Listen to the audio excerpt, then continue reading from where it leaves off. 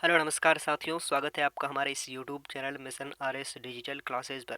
तो कैसे आप सभी? उम्मीद करता हूँ कि सभी अच्छे होंगे और निरंतर अपनी पढ़ाई में व्यस्त होंगे। चलिए दोस्तों, शुरुआत करते हैं आज की अति महत्वपूर्ण क्लास की। और इससे पहले एक मोटिवेशन कोड जो आपको ऊर्जावान बनाएगा, आपके चेहरे पर मुस्कान को लेकर आएगा कि मुश्किलों से भाग जाना आसान होता है। हर पहलू ज़िंदगी का इम्तिहान होता है। डरने वालों को मिलता कुछ भी नहीं दोस्तों ज़िंदगी में, लड़ने वालों के कदमों में जहान होता है। क्या गजब की लाइन है दोस्तों। जब तक मंजिल ना मिले दोस्तों तब तक लड़ते रहो, और इस मंजिल को इसकी औकात दिखाकर ही दोस्तों वापस लौटना आना। अपने माँ बाप का हर सपना पूरा करने के लिए दोस्तों पूरी शिद्दत से मेहनत करना। तो आइए दोस्तों, मिलकर इस मंजिल को, इसकी औकात दिखाते हैं और शुरुआत करते हैं राजस्थान की सभी प्रतियोगी परीक्षा को नस्तानाबूद करने वाली अति महत्वपूर्ण क्लास की। 29 जनवरी 2023 दैनिक समसामयिक की सभी प्रतियोगी परीक्षा के लिए अति महत्वपूर्ण। तो पहला प्रश्न है दोस्तों आपका। पहला प्रश्न है कि हाल ही में केंद्रीय शुष्क बागवानी संस्थान का निदेशक किसे नियुक्त किया गया है? तो ऑप्शन नंबर बी छापिएगा दोस्तों, डॉक्टर जगदीश राणे को है जो कि नियुक्त किया है। ऑप्शन नंबर बी छापिएगा, इसका एकदम करेक्ट आंसर हो जाएगा।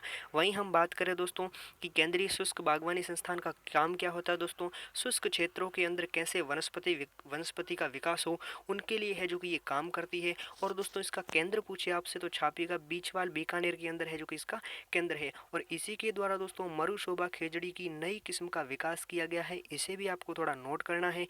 और दोस्तों वर्ष 1993 को है जो कि केंद्रीय शुष्क बागवानी संस्थान की स्थापना की गई, इसे भी ध्यान में रखना है। और दोस्तों बात करें आपके डॉक्टर ओपी यादव की, ओपी यादव का संबंध आपसे पूछे दोस्तों तो ये है जो कि निदेशक है किसके दोस्तों, काजरी के निदेशक है, इसे भी आपको थोड़ा नोट करना है।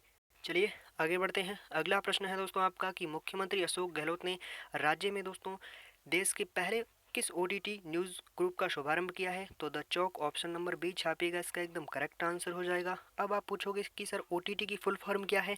ओटीटी की फुल फॉर्म छापना दोस्तों ओवर द टॉप। इसके अंदर क्या होता है कि ऑन डिमांड है, जो ऑनलाइन इंफॉर्मेशन अवेलेबल करवाई जाती है, इसे आपको नोट करना है। और राज्य का पहला ओटीटी सिनेमा कौन सा स्थान है आपसे पूछे दोस्तों, राज्य का पहला ओटीटी सिनेमा स्थान कौन सा है? तो इसका नाम है सिनेमा स्थान। अब याद रह जाएगा ना। चलिए आगे बढ़ते हैं। अगला प्रश्न है दोस्तों आपका। अगला प्रश्न है कि हाल ही में किस लोक देवता की जयंती पर संपूर्ण राज्य में दोस्तों सार्वजनिक अवकाश की घोषणा की है?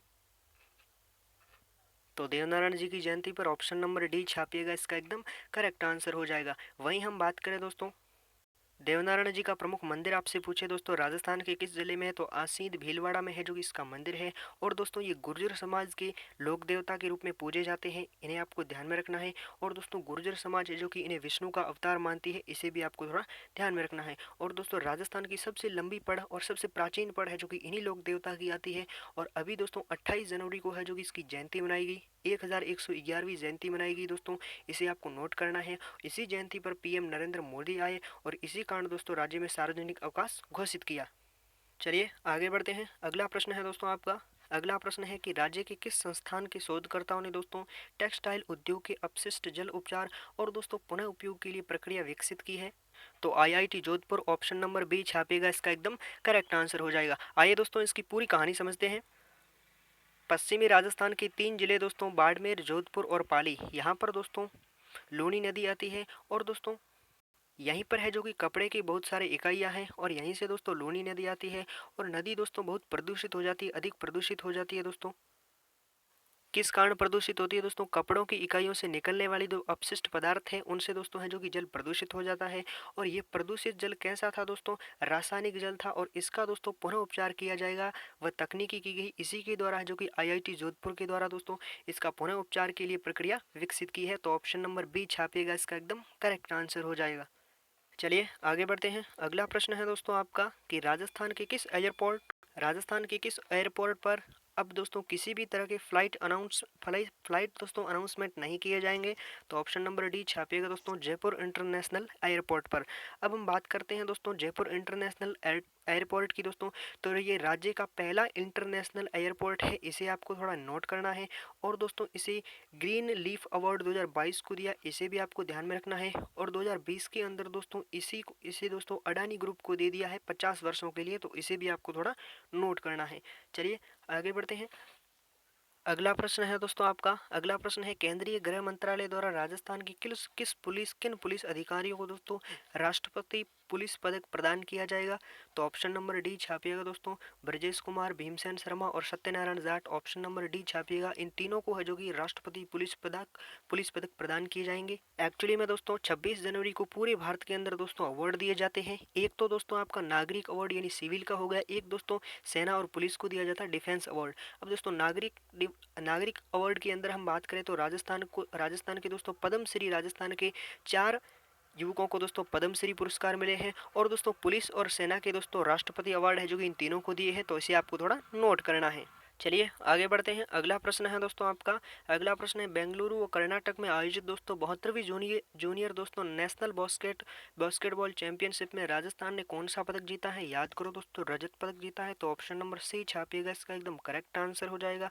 और दोस्तों ये फाइनल मैच है जो कि राजस्थान और यूपी के मध्य हुआ था, और दोस्तों यूपी ने है जो कि आपके गोल्ड मेडल जीता है, और हमने दोस्तों राजस्थान ने है जो कि रजत पदक जीता है, तो इसे आपको नोट करना है। चलिए फटाफट से रिवीजन कर लेते हैं कल वाली क्लास का, कि राजस्थान के किस बायोलॉजिकल पार्क में दोस्तों सेंट्रल जू अथॉरिटी से बाघ बाघिन और दोस्तों शेर शेरनी लाने की अनुमति मिली है? तो Abheda biological park, option number B छापिएगा, इसका एकदम करेक्ट आंसर हो जाएगा। अगला प्रश्न है दोस्तों आपका, कि हाल ही में राजस्थान मदरसा बोर्ड का अध्यक्ष किसे नियुक्त किया गया है?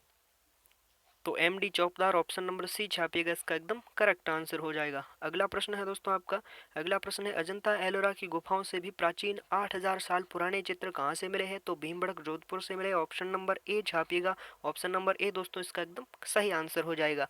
अगला प्रश्न है दोस्तों आपका, कि दिल्ली में आयोजित गणतंत्र दिवस के अवसर पर दोस्तों आकाश मिसाइल पर परेड करने वाली राजस्थान की पहली सैन्य अधिकारी कौन है? याद करो दोस्तों, चेतना शर्मा है। तो ऑप्शन नंबर ए छापिएगा, इसका एकदम करेक्ट आंसर हो जाएगा। अगला प्रश्न है दोस्तों आपका, कि हाल ही में केंद्र सरकार ने राजस्थान में दोस्तों कहां पर 82.52 किलोमीटर रेलवे लाइन को दोस्तों ब्रॉडगेज करने हेतु दोस्तों वित्तीय स्वीकृति प्रदान की है? तो नाथद्वार से देवगढ़ मदारिया तक। ऑप्शन नंबर सी छापिएगा, इसका एकदम सही आंसर हो जाएगा। ठीक है दोस्तों, ये हो गई आज की हमारी क्लास। अगर अच्छी लगी हो तो लाइक कर दीजिए और चैनल को सब्सक्राइब कर दीजिए। लगातार डेली सुबह 6 बजे आपके लिए राजस्थान करंट अफेयर्स की क्लास आ रही है, जो आपकी एग्जाम की दृष्टि से अति महत्वपूर्ण साबित होने वाली है। और इन क्लासों को पूरी शिद्दत से पढ़ना दोस्तों। और वीडियो को डिस्क्रिप्शन में टेलीग्राम का लिंक दे रखा है, वहाँ पर मैं इसकी PDF डाल दूंगा, तो आप आसानी से दोस्तों इसका रिविज़न कर पाओगे। ठीक है दोस्तों, ध्यान रखिएगा अपना, खुश रहिएगा, मस्त रहिएगा और सम्मान कीजिएगा अपने माँ बाप का, अपने बड़े बुजुर्गों का। मिलता हूँ अगली क्लास में, तब तक के लिए लगातार पढ़ते रहिए। धन्यवाद, जय हिंद, ऑल दी बेस्ट।